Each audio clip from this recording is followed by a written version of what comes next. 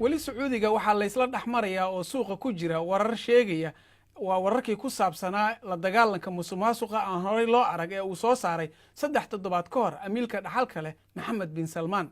qaar ka mid ah 200 ah kuwa dalka ugu qanisan uguna xooga badan ayaa lagu hayaa hotel dalxiiska Riyadh ee Ritza. in badan magacyadooda waa la qariyay, balse liiska waxaa ku jira 11 amiir iyo amiirka maalqabeenka ah ee Waliid bin Dalaal. warbixin ayaana idinkaga haynaa wariyaha BBC-da Liz Duset ayaa warbixin gaar ah halkaasi ka soo dirtay. Sohayba Maxamed Badqas ayaana soo jeedinaysa warbixintaasi. waxaan gudaha soo galnay ayagoo ayna weheliyaan booliska xilli dambana ay tahay ma jirta cid halkan soo geli karta ayagoo aan amar ka haysan saraakiisha.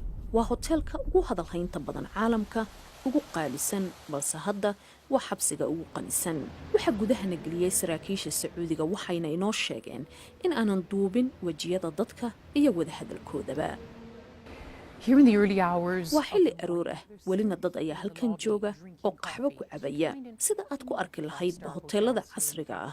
inta badan dadka haatan halkan lagu qasbay in ay joogaan ayaa isku dayaya in ay isxadidaan si dhibaato kale oo dheeri ah aysan u soo gaarin sumcaddooda. taleefanada gacanta waa laga qaaday, balse waxaa jira taleefano kale oo ay isticmaali karaan. waxay wici karaan qareenadooda, xubnaha qoysaskooda iyo xitaa shirkadaha ay maamulaan. xabsiga ugu qaalisan caalamka waa mid raaxo badan, balse xorriyad ma laha. dowladda ayaa bixinaysa qarashaadka dadkan.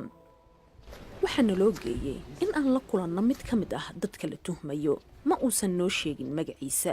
waxaana loo sheegay in dadkan ay caraysnaayeen markii halkan la keenay saqdii dhexe ee 4tii bishii Noofembar.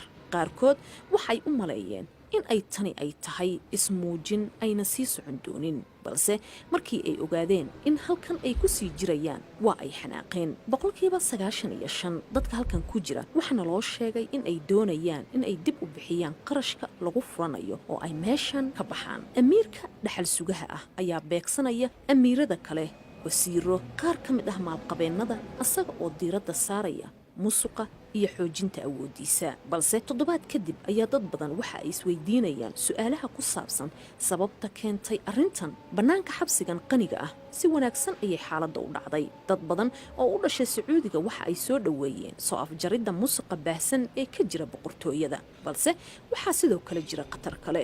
amiirkan hamiga badan leh waxa uu khatar ugu jiraa inuu samaysto cadow iyo hubaal la'aan, taa oo dhib u keeni karta deganaanshaha iyo isbedelada uu og yahay in ay si aad ah u doonayso boqortooyada. amiirka ayaa filaya in qof walba uu halkan ka bixi doono dhammaadka sanadka. muddada ay qaadanayso in arrintan ay sii jiitanto, su'aalo ayaa la iska weydiinayaa.